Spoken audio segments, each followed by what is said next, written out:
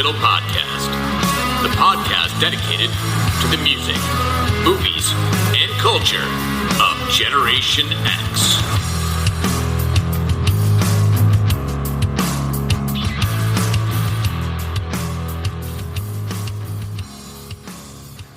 What is up, slackers, and welcome to another episode of the Stuck in the Middle podcast. I am your host, Jason Eck, and this week is not about anything creepy at all. In fact, it's getting back to kind of normal, shall we say.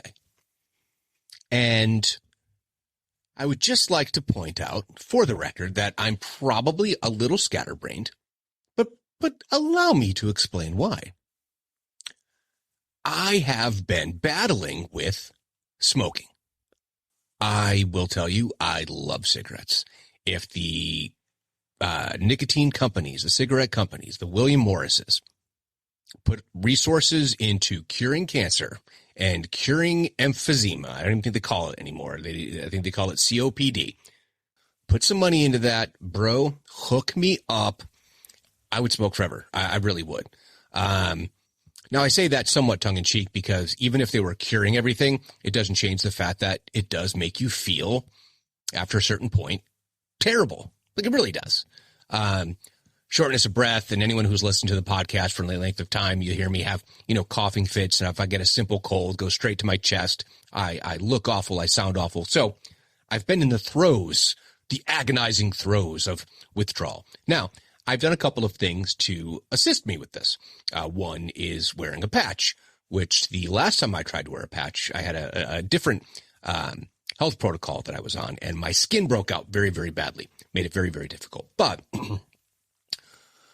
I have made a bad decision as far as timing. Now, you can say that there's no good time, but I do have some very specific stressors that are currently happening, and it's one of those things that is just kind of sitting kind of in the background, just a weight that's hanging, and I kind of need resolution on this before I can take a deep breath.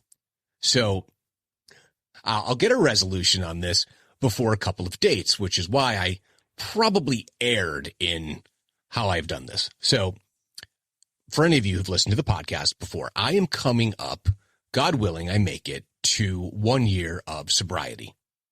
That is November 26th. So it was the day after Thanksgiving of 2022. Do I have that right? Was it the 26th? I feel like I should know this, right? Yeah, it's 26th. No, I'm sorry, the 25th. Yeah, the 25th. The day after Thanksgiving. So the 25th, I quit drinking, cold turkey. Haven't had a drink since then. So I was going to wait for kind of the quitting smoking until I reached that milestone first. So a sense of accomplishment. Okay, I've done this. Now I can do the other. For some reason, I just had it in my head. I was probably just feeling particularly, terrible. I know that I was, and just short of breath. I'm like, you know what? Screw it. Let's just jump in. I kind of arbitrarily picked a date and went with it.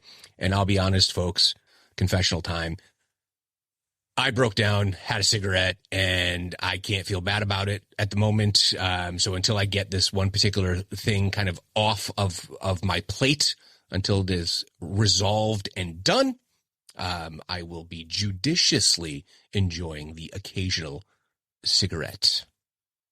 But yeah, coming up on that milestone it's I've really been reflecting on it. It's been certainly a journey. But yeah, I mean, I conquer smoking next, and I will have literally no vices and therefore no excuses for some of the additional content that I actually have talked about for far too long. And some of you maybe don't always come back every week because, like, hey, when are you going to do the other stuff? We're interested, and you just have to do it. I'm on the precipice of a breakthrough, positively or negatively. So if this albatross that's hanging around my neck goes the wrong way, I'm going to be a mess. I'm not going to be in a good place. And if it goes positively, then I am going to be in a great place, and looking forward to a lot of things coming down the pike. So I would just like to point out, for those listening, that your intrepid host here, the Stuck in the Middle podcast, is the 235th most popular podcast in Latvia last month, in October. I received a random email, and it said, Carlos, so I thought it was friend of the show, Carlos. And I opened up the email, and it's from this random guy. He's like, hey, we're just, reviewing some stats, and just here's an interesting stat that we thought you'd be interested in. And sure enough, it says 235th podcast on the charts in Latvia. And I pulled up some of my statistics on Spreaker, which is the platform that I use. And I couldn't drill down into the numbers because sometimes the other sources, your Spotify's, your Apple's, they identify things a little bit differently, and they get categorized oftentimes as other when I see my data on the other side. So I'd forgotten. I'd signed up for another service. It was free. I haven't done some of the mapping for it on the back end. But anyway, I go and I'm like, all right, you know what? I'll check it. This can't be real. And sure enough, 235th most popular podcast in Latvia under society and culture, which is the, genre marker for this particular podcast.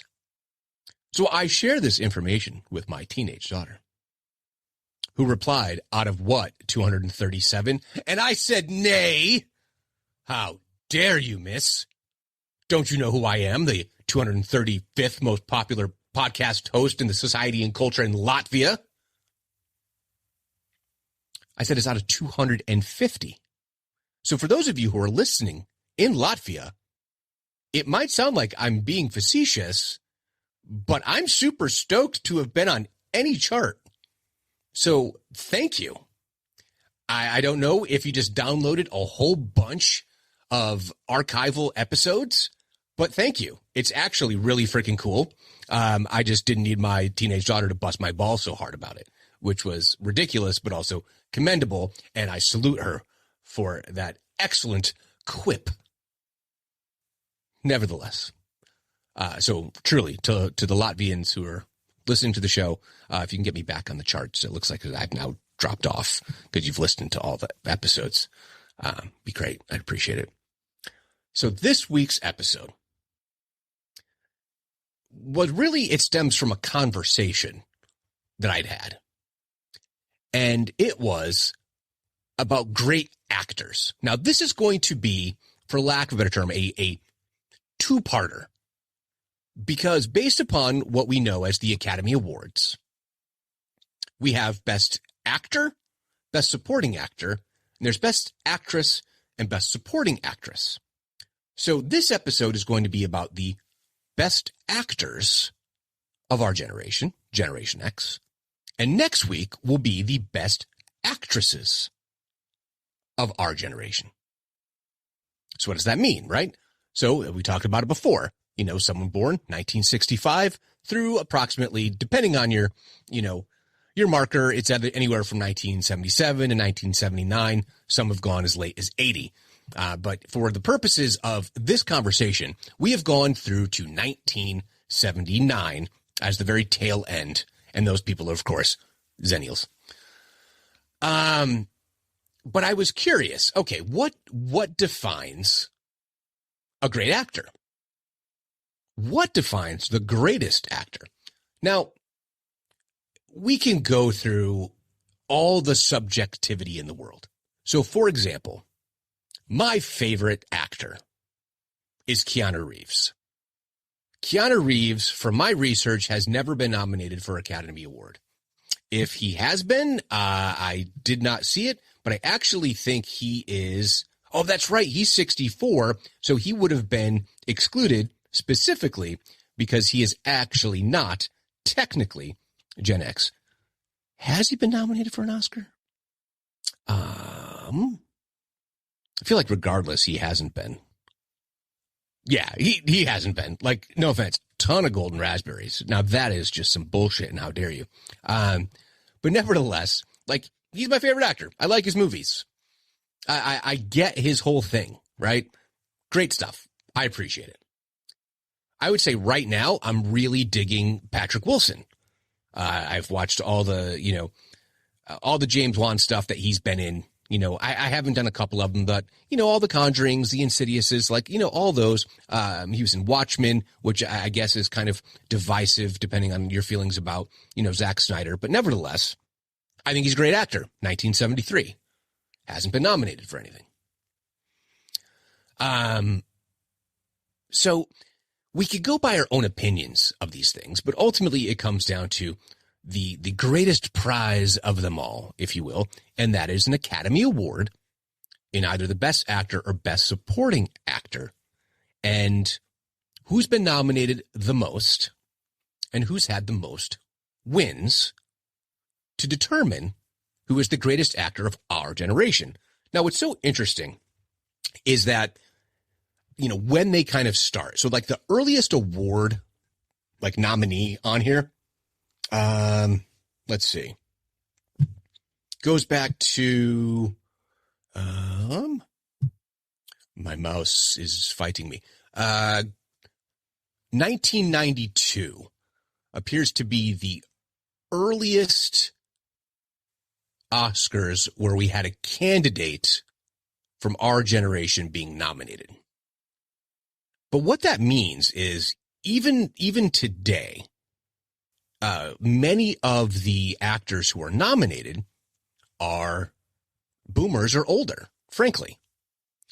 And I just found it interesting, how many. So just as a separate note, I believe that the most nominated actor or actress of anyone of all time is Meryl Streep, who's had the most actual nominations. It's like some absurd number, like 23, but we'll talk about that, when we do the next episode on greatest actresses.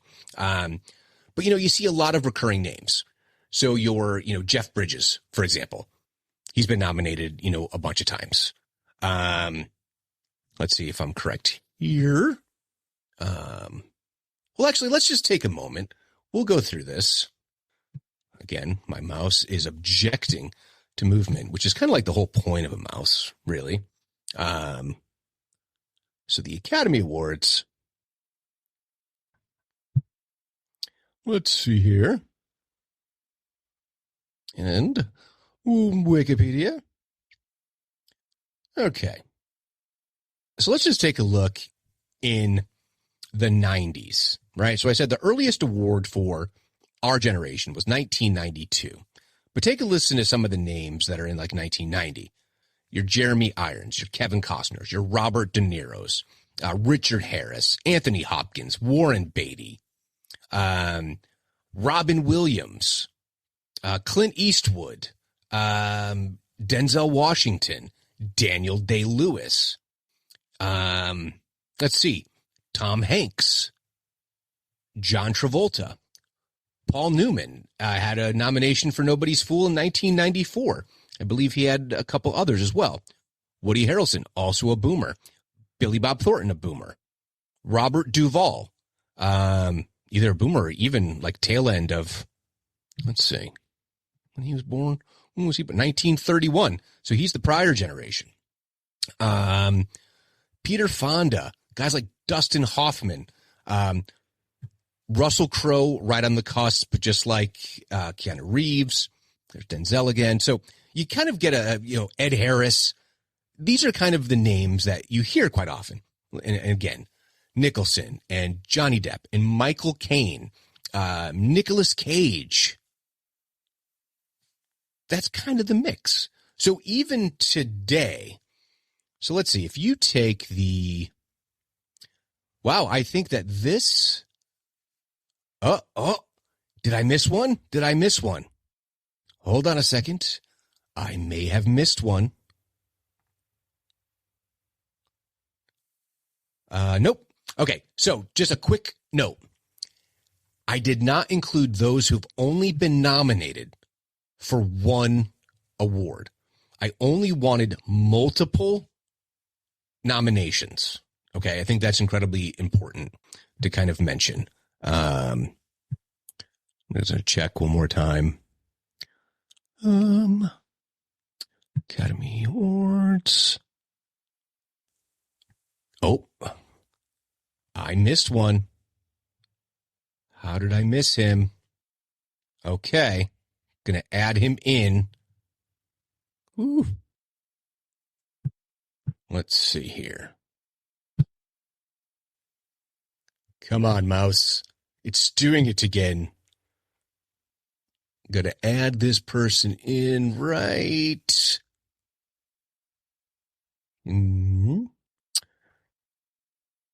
here. Okay. Oh boy. Well, we're just going to have to go with it. Not the exact formatting that I would like, but it'll do.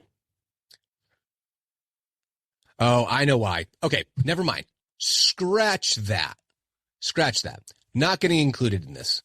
And I will explain why. So I kind of stopped. Well, I guess did I go out that far? I did. All right. I have to be consistent.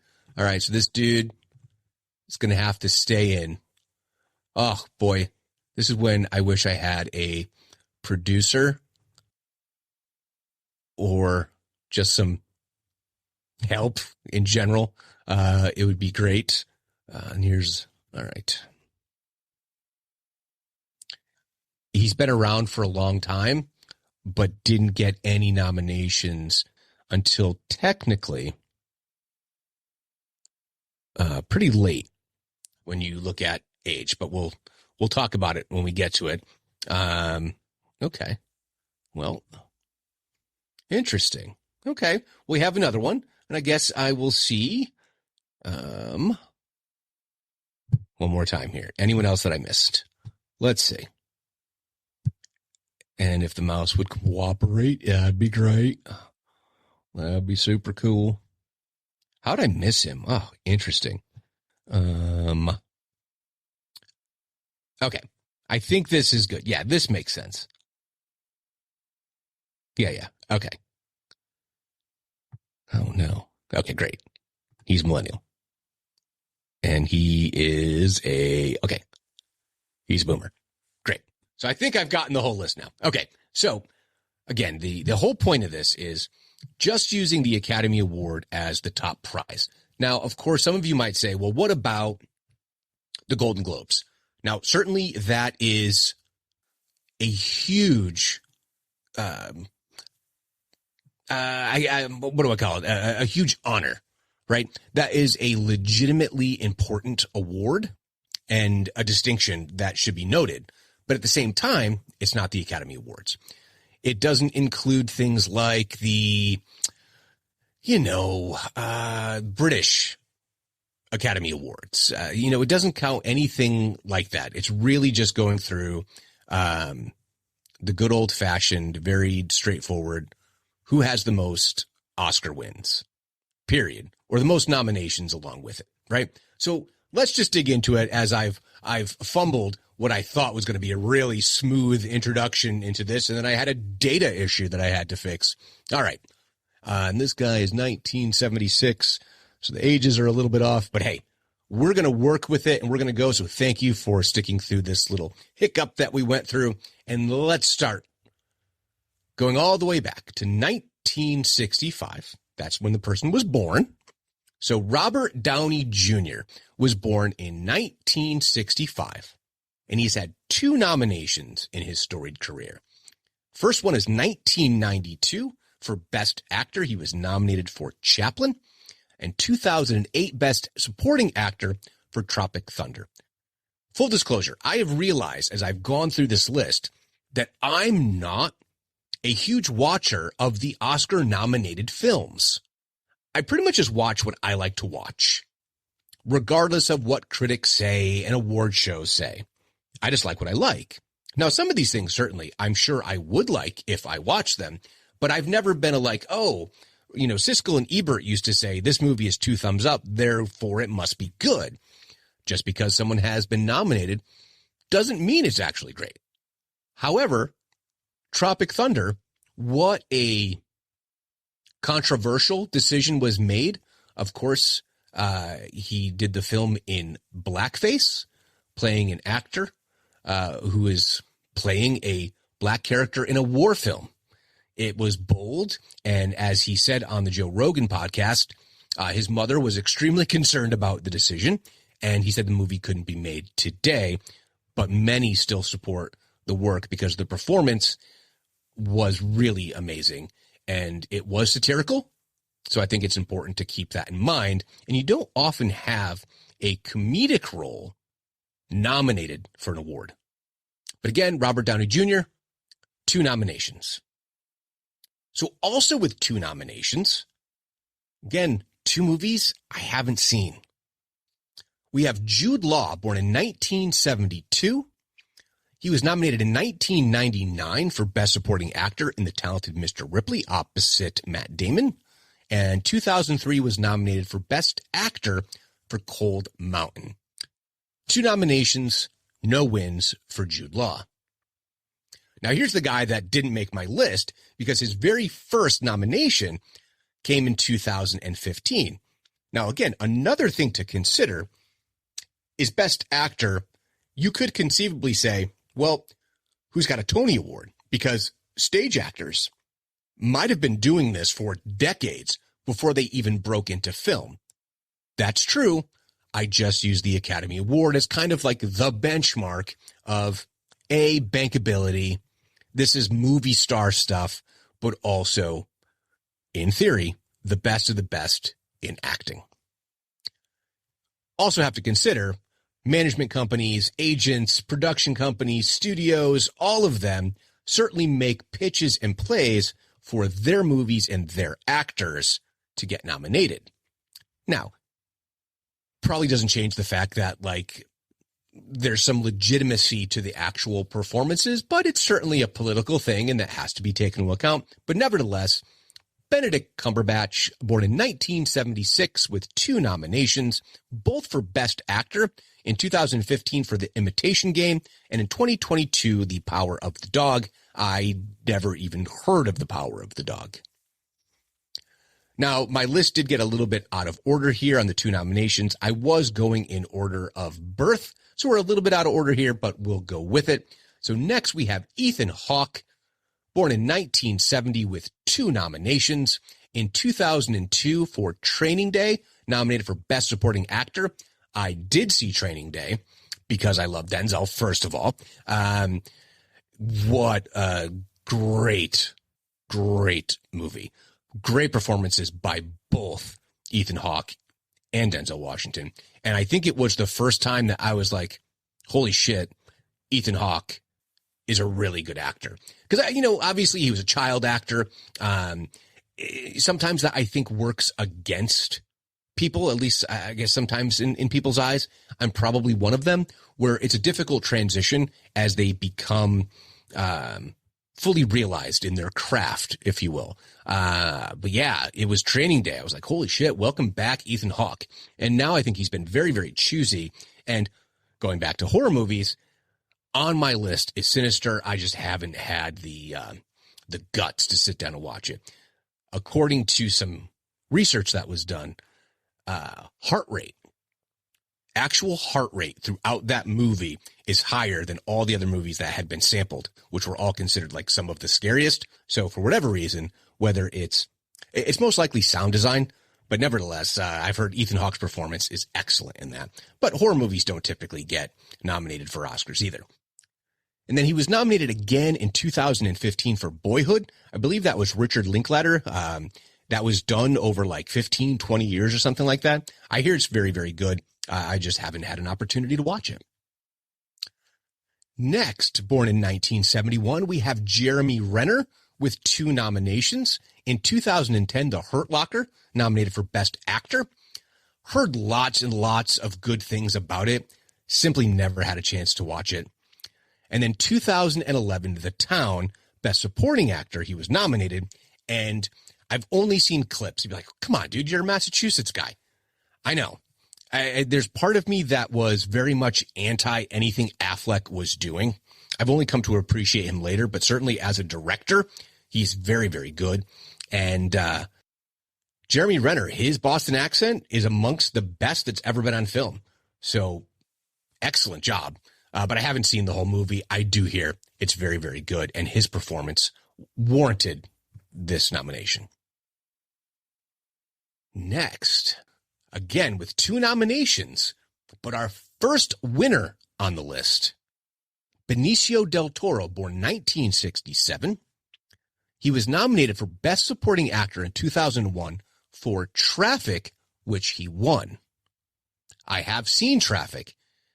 If it's the movie I think it is depressing movie. And congrats, Benicio del Toro. And again in 2004 for 21 Grams. I believe both of those movies are about drugs.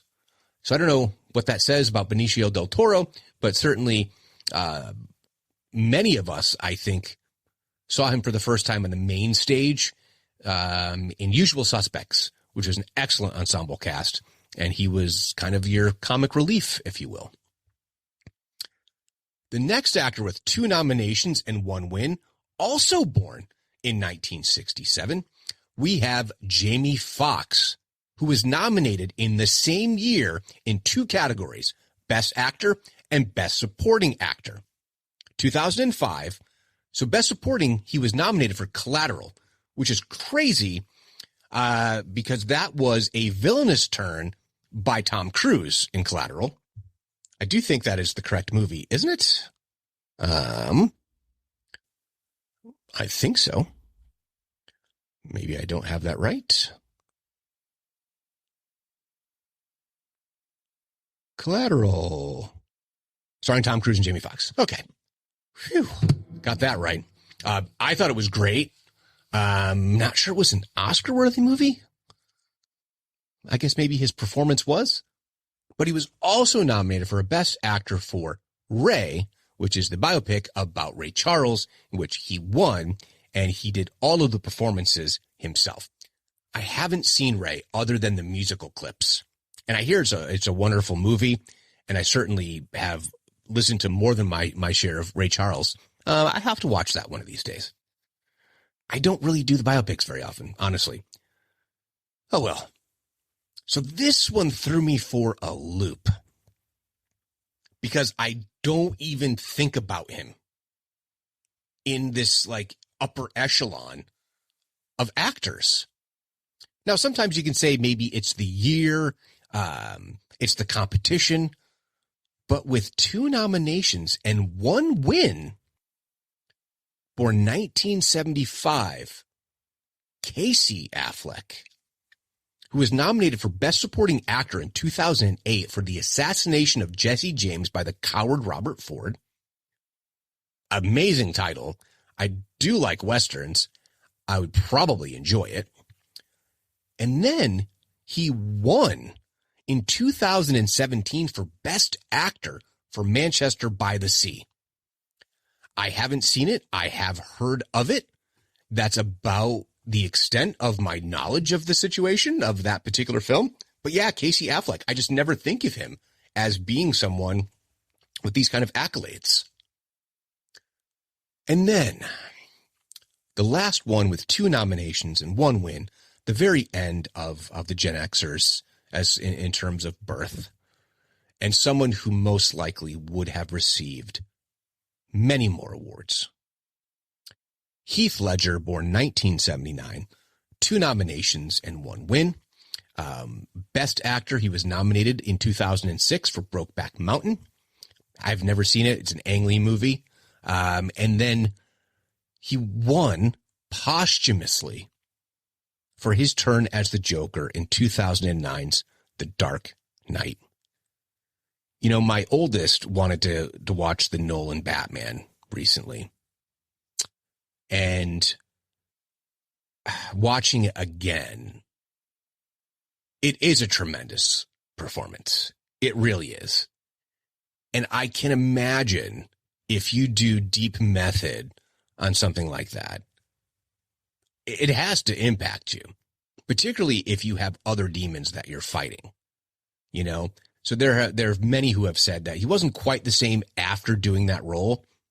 And you have this weird situation where he was like renting a room or an apartment that belonged to one of the Olsen twins. And just so sad because he had a great career ahead of him. in his short time on this earth a number of classic movies. He really had all the upside in the world, leaving behind a wife and a daughter.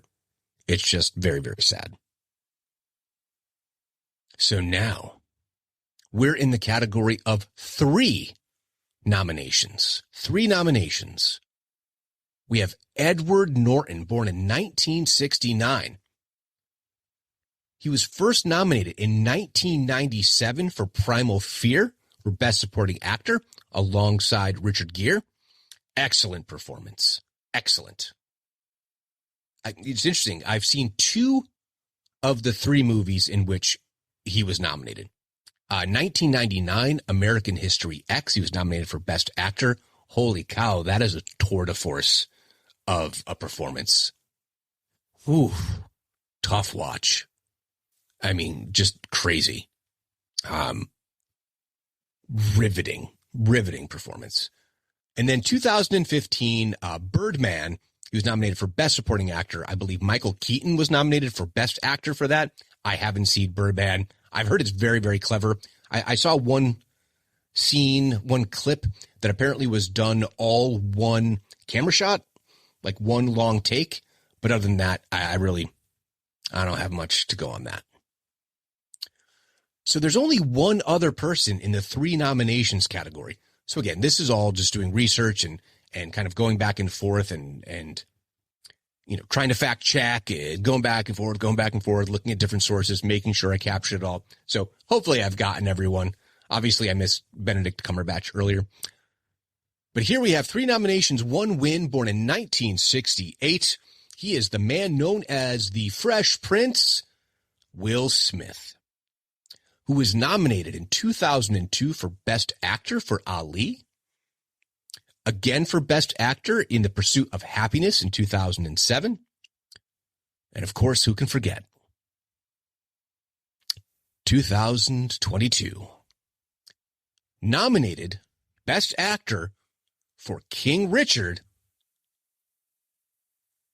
Get my wife's name out your mouth. And a win for Will Smith. So sad to have such a great accolade be mixed up with this asterisk and this memorable moment, really more infamous moment, when the guy's had a tremendous career.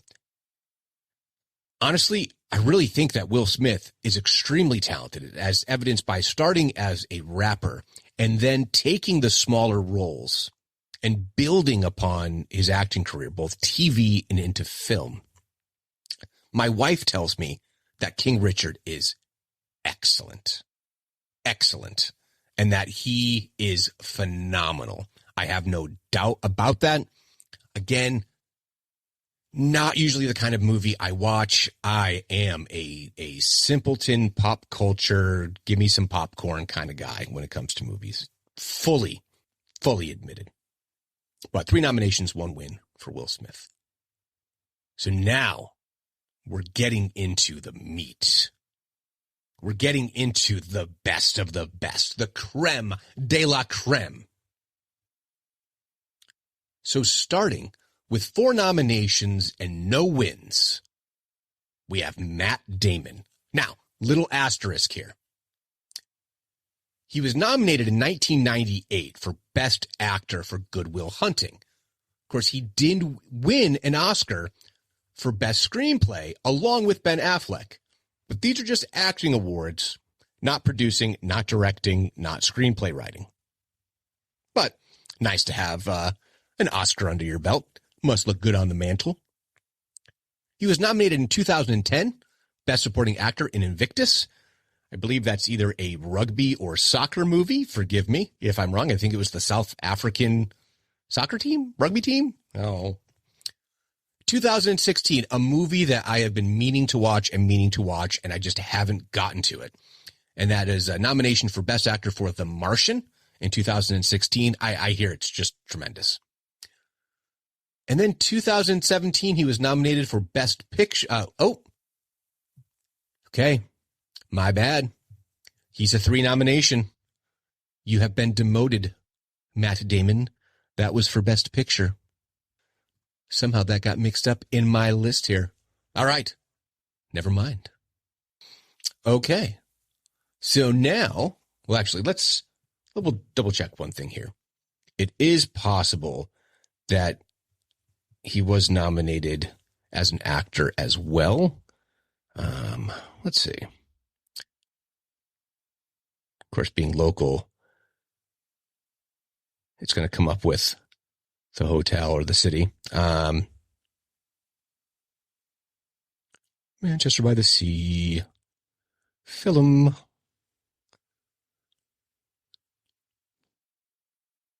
Let's see. What are the nominations? Is he producer on this? Yeah, the production team was John Krasinski and Matt Damon. Interesting. So it was solely as a producer, the nomination for Matt Damon. Okay. So 3 nominations for Matt Damon. Get out of here, you scrub. Okay. So next, we have 4 nominations and 1 win. Great. Now they're in order and wonderful. The late, great Philip Seymour Hoffman, born 1967. Right out of the gate, 2006, he won Best Actor for Capote. Haven't seen it. I do know he's excellent. I have seen him in many movies, but apparently none of the ones that he was nominated for. 2008, nominated for Best Supporting Actor for Charlie Wilson's War. Again, Best Supporting Actor for Doubt in 2009, so back to back. And then 2013, Best Supporting Actor in The Master. Yikes, I've seen, none of those. But honestly, great performer. And, many have said that he took a particular delight in the work, but also had a tremendous amount of stress and attention to detail and carried somewhat of a burden for some of the characters and the work that he liked to put in to really fully realize, whatever character he was portraying at the time. And certainly demons caught up to him, which is unfortunate. Again, leaving behind wife and kids. It's just, I can say from absolute experience, addiction is really hard. And, it's just too bad. Again, there are so many opportunities. Think about the movies. He was always working, and they said that he would never probably very often be the best actor. He wouldn't often be the lead, but he would always have work. And that's like a great place to be as an actor, I think. So next, born in 1969, 4 nominations and 1 win for Javier Bardem.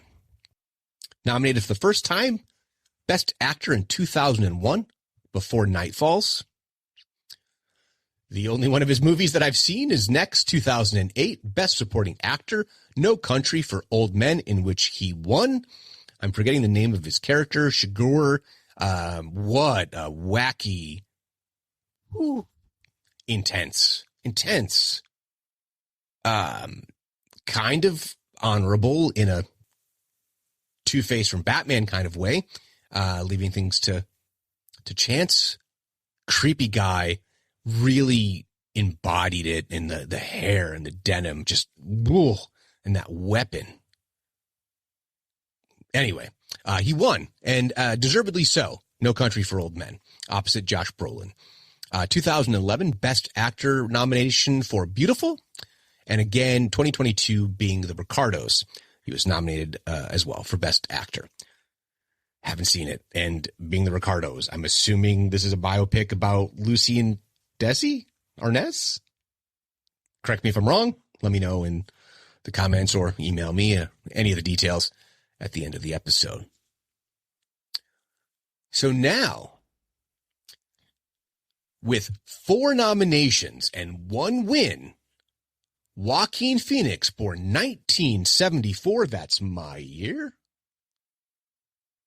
2001, he was nominated Best Supporting Actor for Gladiator. It was not deserved. I'm telling you this right now. I have such a love-hate with Gladiator, more hate than love. I think it's a terribly overwrought, overacted movie, and his vexed, I'm terribly vexed, took me out of it in an instant. His whole performance completely took me out of that movie. Ridley Scott. Russell Crowe, like, what is not to like? Joaquin Phoenix as an actor, what is not to love about this movie? There's fighting and just violence, all of it. The fight for freedom and self and love of family, all of it. What is not to love? That performance by Joaquin Phoenix ruined that fucking movie. But nevertheless, he didn't win for it, so that's good. Nominated again for Best Actor for Walk the Line, which is the biopic of Johnny Cash, opposite Reese Witherspoon, I believe, as Linda Carter Cash. I think I got that right. 2013, nominated for The Master. Haven't seen it. And then finally, I still haven't seen this either, and I don't know why. You know, I'm very much a DC Comics guy, but I feel like Joker without Batman. I don't know. It's weird, but 2020, he did win for the Joker. So on this overall list of actors, we have two actors who have won for playing the Joker. I would like to point out that Jared Leto did not, in fact, get nominated for his turn as the Joker because it was whack. So here we are. We have arrived at our destination. And I have to be honest, I am surprised, but not surprised. I think the reason that I would say I'm surprised, now some of you might have already figured it out, but this is not a person that I consider to be a great actor. It's someone I consider to be a good actor, and it took Christopher Nolan to get me to even think of him as a good actor. Just my own personal interpretation of his work and him. It's his face, I think. I don't know. But if we're using the Academy Awards as the baseline, statistical objective baseline for who is the greatest actor of our generation, again, 1974, hell of a year, with 5 nominations and 1 win. Say it with me now. Leonardo DiCaprio. With his first nomination, going all the way back to 1994, Best Supporting Actor for What's Eating Gilbert Grape. Tremendous performance, depending on how you feel about, playing a character with, severe mental deficiencies in a very odd, dysfunctional family. There is a lot of heart and love in that story. Obviously, Johnny Depp is there as well. I don't remember.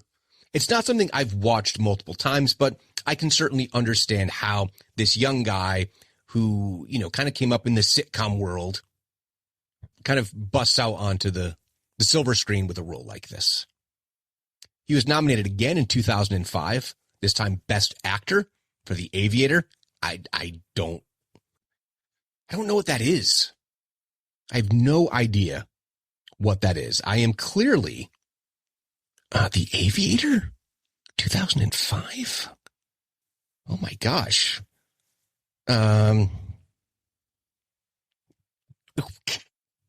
This just shows. Okay, so in 2005, so it was actually released in 2004.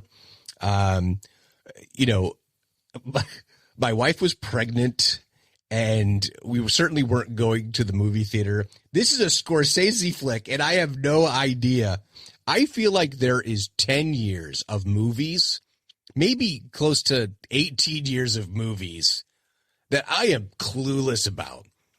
Like, we got married, 2003, have kids, 05, 07, 08, like, just life was a blur, right? No idea what this movie was. No clue. Wow. So, okay. The Aviator, directed by Martin Scorsese. 2007, Blood Diamond. He was nominated for that. I think Damon Unju, getting his name wrong. I think he was nominated for Best Supporting Actor that year. Let's see. 2016, nominated for Best Actor. Again, a movie I have not seen, but he won for his turn in The Revenant, which I believe he carries basically the whole film. It's just him, like all of it. I could be wrong there, but that's just what I seem to remember about it. Haven't seen it. I do hear it's very, very good. And then finally, 2020. Okay, so I don't know why I haven't. Okay, I'll tell you why. Because I know it's going to be like 3 hours long, and I need to sit down and pay attention. I still have not seen Once Upon a Time in Hollywood. And I'm a Tarantino guy, and this movie's already been out for 3 years, going on 4 years, and I still haven't seen it. I don't know. I just haven't gotten to it. But here we are. Leo was nominated yet again, Best Actor for Once Upon a Time in Hollywood. I think, right? Or do I have that backwards with Brad Pitt? Let's see. Leonardo DiCaprio. That Aviator is about Howard Hughes. Oh, yeah, I'm not interested. I know Scorsese, but that sounds hella boring. I know. I'm shallow. Awards nominations. Let's see. Wow, this says... What? Did I miss some? Oh, yeah, okay, so this one mixes in like... Oh, I did. Holy cow. Did I miss one? Holy cow. He has 7 nominations. No, wait, so they're counting. So Best Picture, he was nominated for Best Actor for Wolf of Wall Street in 2007. No, 2014 for The Wolf of Wall Street. Yeah, so I missed one. Okay, so it's 6. 6 with 1 win. 6.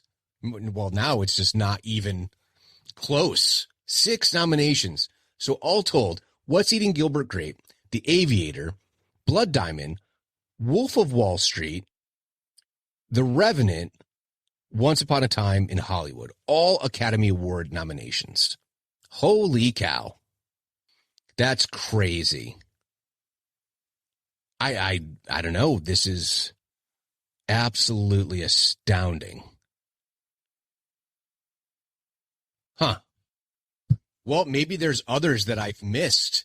But I mean, I went through these and like went through the actors and I went to their list and I was trying to, get rid of the, best picture, best ensembles, those kind of things.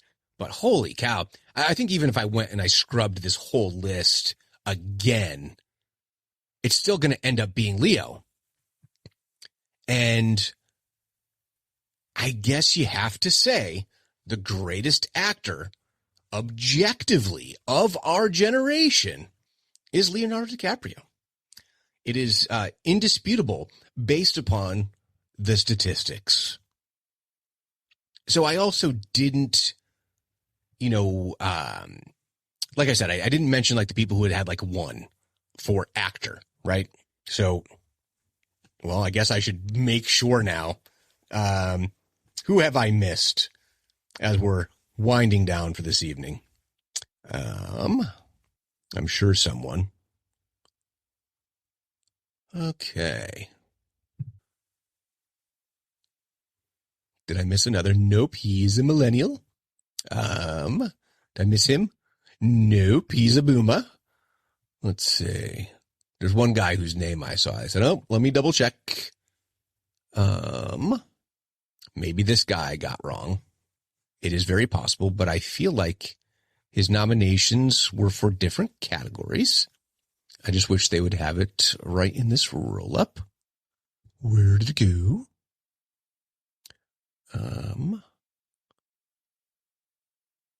Sometimes it comes up very, very easily. All right. More denominations. One. Yep, I missed another one. How did I miss this? Bradley Cooper. And I looked at his profile. So 2013, okay, because I stopped with some of these. Like if an actor had been nominated like in the mid 2000s, like early 2000s, I would see them. Yeah, I have a whole methodology, and clearly I missed a bunch, but he's been nominated 1, 2, 3, 4 times. Best Actor for Silver Linings Playbook, Best Supporting Actor for American Hustle, Best Actor for American Sniper, and Best Actor for A Star is Born, with no wins. So it doesn't even matter. He's just another one in the 4 list with no wins. So you're still not touching Mr. Leonardo DiCaprio. All right, so this is one of my favorites, but I didn't see. Did I miss it?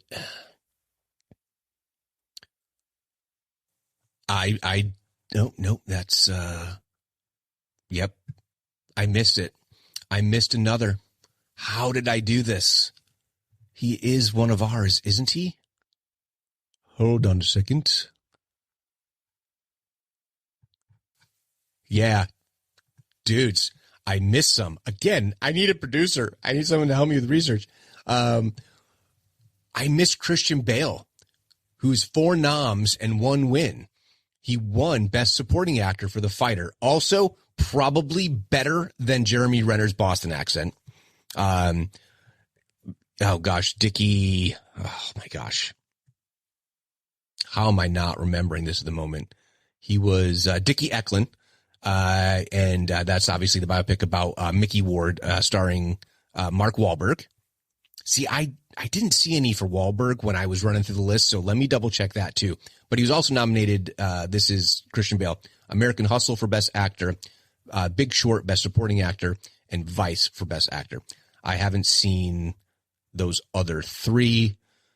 Oh my gosh. Mark Wahlberg.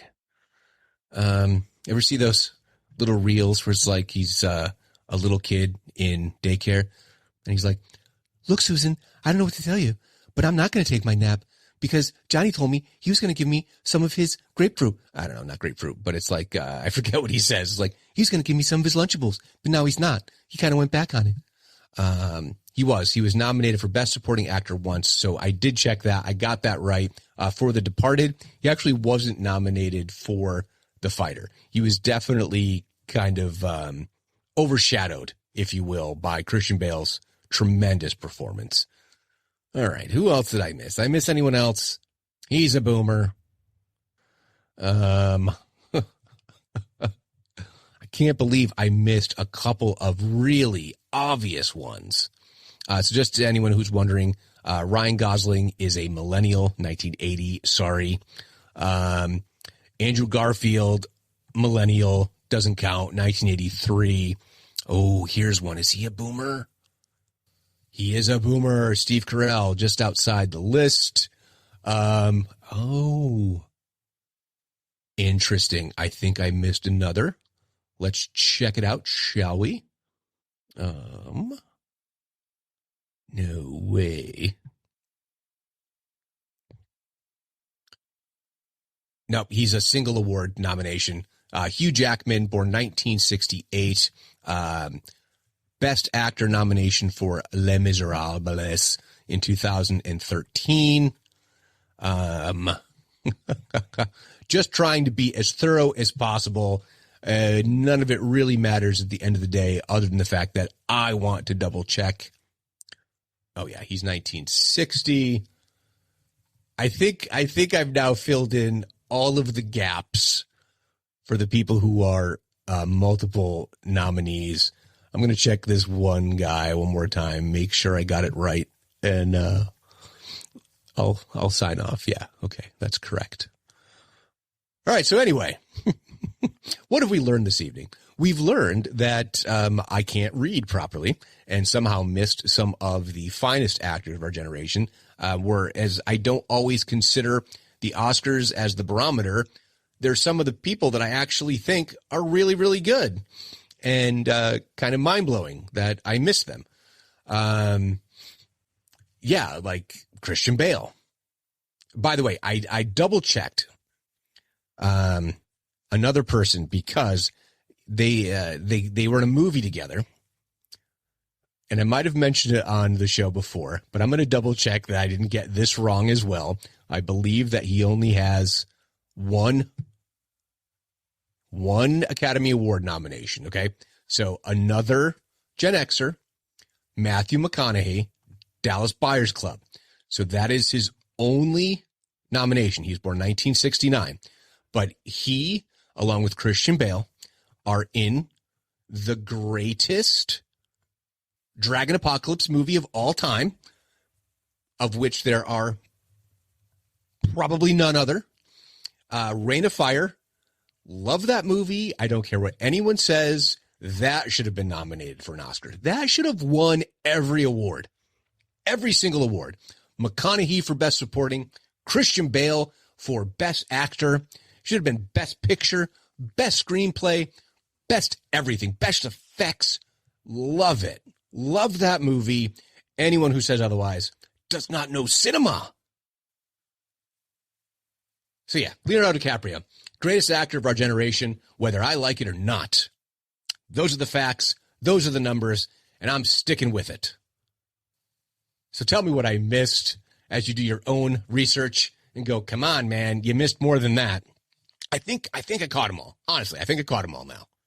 And let me know. And who are your favorites? Like, forget the awards. Who in Gen X would you put on your list of best actors? Let me know.